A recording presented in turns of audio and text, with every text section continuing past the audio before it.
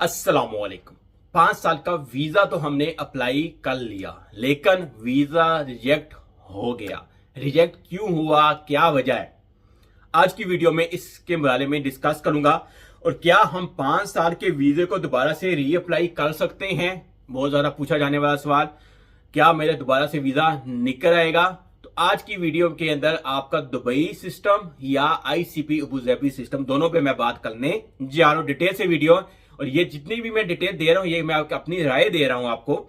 और इसकी एवरेज तो है तकरीबन मैंने 50 प्लस वीजे मैंने अप्लाई किया। उसके बाद जो डिटेल चीजें मेरे सामने आई हैं वो मैं आपको बताने जा रहा हूं। मैं भी किसी के काम ये चीजें आ जाएं और दोबारा वो वीजा अप्लाई करने से बच जाए और उसके पैसे डूबने से बच जाए। आप मेरे लेफ्ट और राइट देख सकते हैं, ये दोनों वीजे रिजेक्ट हुए हैं 5 ईयर वाले। अभी इसमें कौन सा बंदा इसको दोबारा से रीअप्लाई कर सकता है और कौन सा बंदा इसको रीअप्लाई नहीं कर सकता है। आज की वीडियो के अंदर दोनों स्क्रीनशॉट से मैं आपको दो मुख्तलिफ वीजों से समझाने की कोशिश करूंगा। अभी मजीद इन स्क्रीनशॉट तो मैंने दिखाए, इनकी डिटेल में चलते हैं। तो आपको सबसे पहले मैं चीज दिखाने जा रहा हूं, ये आप देख सकते हैं मेरे लेफ्ट साइड पे, आप देखें सही है। यहां पे मैं आपको एक स्क्रीनशॉट दिखा रहा हूं, स्क्रीनशॉट को गौर से देखिएगा। अभी यहां पे देखें, आपके request for action under procedure है, सही है। रिक्वेस्ट एक्शन है, उसके बाद है ट्रांजैक्शन डेट है जी 8:55 पे। उसके बाद ये रिसीव में गया है, यानी कि इमिग्रेशन की तरफ से हमारे डॉक्यूमेंट एक्सेप्ट किए गए। उसके बाद इन्होंने रिसीव में भेजा है। रिसीव में जाने के बाद ये वीजा आपका रिजेक्ट हुआ है। ये मैं अपनी आपको एक राय दे रहा हूं, पहले मैंने बोला है, तो मुझसे सीनियर लोग बहुत से होंगे, अगर वो समझते हैं कि गलत है तो नीचे कमेंट में लाजम मुझे ये चीज बताइएगा। अभी ये रिसीव टू रिजेक्ट तो हुआ ना, पहले रिसीविंग में गया फिर रिजेक्ट हुआ।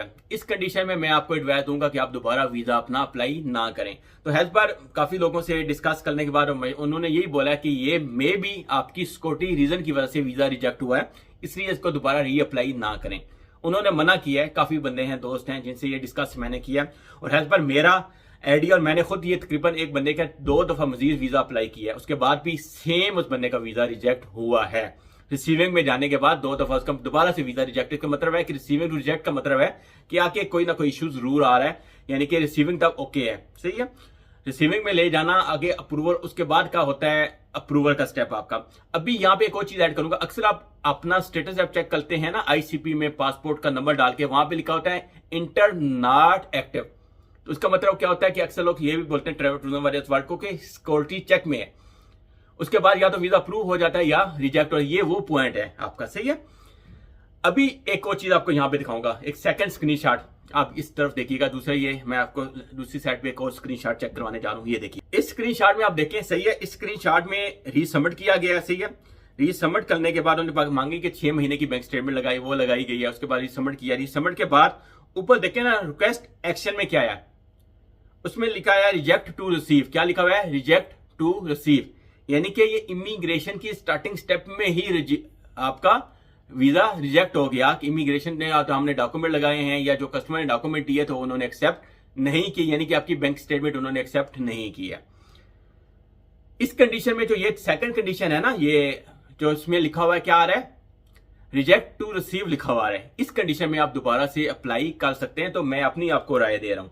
लेकिन अगर आपका पुरानी कंडीशन में, तो मैंने ये दूसरी तरफ आपको दिखाया था, रिसीव टू रिजेक्ट हुआ है, रिसीव टू रिजेक्ट, तो फिर आप अप्लाई मत कीजिएगा, आपकी दोबारा से पैसे डूब सकते हैं।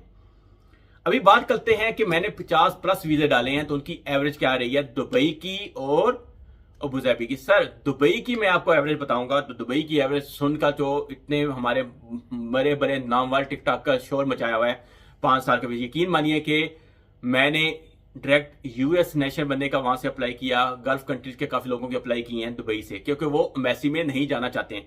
यकीन मानिए अगर हमने 10 वीजे डाले हैं तो 10 के अंदर से सिर्फ तो अप्रूवल आई है 3 से 4 वीजे की अप्रूवल वहां से आई है दुबई के सिस्टम से।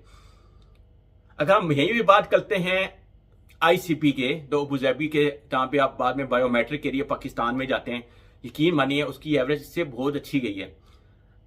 उसको मैं ऐसे एक्सप्लेन करता हूं कि अगर 50 वीजे हमने डाले हैं, 50 से तो 25 से 30 के दरमियान की एवरेज थी, वो हमारी अप्रूवल आई है। और 20 से 22 के दरमियान तकरीबन हमारी तो वो रिजेक्शन में गए हैं। इसको हम 50 से 60% तक बोल सकते हैं, एवरेज मैं बोल रहा हूं। मे भी इसमें कभी एवरेज ज्यादा हो जाती है, कम हो जाती है, लेकिन मैं आपको 5 साल के वीजे की हकीकत बता रहा हूं, एक एक चीज बता रहा हूं। यहाँ पे इसमें अभी अप्रूवल आने में क्या है कि अक्सर लोगों के वो मांगते हैं कि बैंक स्टेटमेंट हमें यूएसडी करेंसी में चाहिए या डॉलर में चाहिए, वहां पे लोग कंफ्यूज हो जाते हैं। तो उसका हल यही होता है कि उसको हम ट्रांसलेट करवा के लगा देते हैं। अगर तो अप्रूवल आ जाती है वेल एंड गुड, उस बेस पे भी हमारे वीजों की अप्रूवल आई है, शुक्र अल्हम्दुलिल्लाह, और हमने करवाई है। सही है, एक तो ऑप्शन ये हो गया। सेकंड, अभी इसके अंदर एक और चीज का मसला आ जाता है कि लोग अक्सर कहते हैं कि अभी यूएई एम्बेसी से या मोफा से, लेकिन मैंने एक चीज तो अपना मुशाहिदा किया, वो मैं आपको बताता हूं कि मैंने अभी तक तो चीज देखी है कि अगर आपने यूएई एम्बेसी या मोफा से करवाया हुआ है या सैंड स्टैंप है, जिस वीजे ने अप्रूव होना है उसने हो जाना है, जिसने अप्रूव नहीं होना है उसने नहीं होना है। बेशक आप मोफा से करवा रहे हैं, बेशक आप यूएई एम्बेसी से करवा रहे हैं, क्योंकि जिसपे उन्होंने तो हेल्थ पर रिक्वायरमेंट्स है कि सैन एंड स्टैंप बैंक की चाहिए। मैंने सैन एंड स्टैंप पे भी अप्लाई किए हैं और उसी पे भी अप्रूवल ली है। सही है, जरूरी नहीं, मैं अक्सर कस्टमर को अभी बोलना ही छोड़ दिया कि आप मोफा से करवा लें या आप यूएई एम्बेसी से करवा लें। हाँ, कुछ लोगों को बोल देते हैं जो कहते हैं नहीं जी हमें और कोई तरीका पता है, तो फिर एक ये ट्राई की जा सकती है बाद में कि मोफा से या यूएई एम्बेसी से। अभी इसके बाद फाइनल और आज की वीडियो को क्लोज करते हैं कि अगर आप ही चाहते हैं कि आपका 5 ईयर का वीजा हम प्रोसीड करें, आपको सर्विस चाहिए, तो मैं लेफ्ट राइट ये नंबर दे रहा हूं अपना, आप मुझसे रब्ता कर सकते हैं, लेकिन सिर्फ सर्विस लेने वाले। अगर ऑलरेडी आपने वीजे अप्लाई किए हुए हैं ना, और आप चाहते हैं कि मैं उसको दोबारा से रीसबमिट करूं या कुछ, उसकी फीस हमारी वही है 250 दिरहम। आप हमसे वीजा अप्लाई करवा रहे हैं फिर भी 250 है। अगर आप हमसे आके एडवांस लेते हैं और कहते हैं जी मोडिफाई करवा के दें हमें, या इसके मसले का कोई हल निकलवा के दें, इसको रीसबमिट कर लें, तो हमारी सर्विस फीस भाई 250 दिरहम है, जिसके नाम उसको रीसबमिट करेंगे अपने तरीके से। अप्रूवल या रिजेक्शन तो इमिग्रेशन की है, क्योंकि हम सर्विस दे रहे हैं भाई, हम सर्विस फीस लेने के राइट हकदार हैं और आपसे ले रहे हैं। बाकी मजीद इन नंबरों पर रब्ता करें, इंशाल्लाह आपको अच्छी सर्विस दी जाएगी।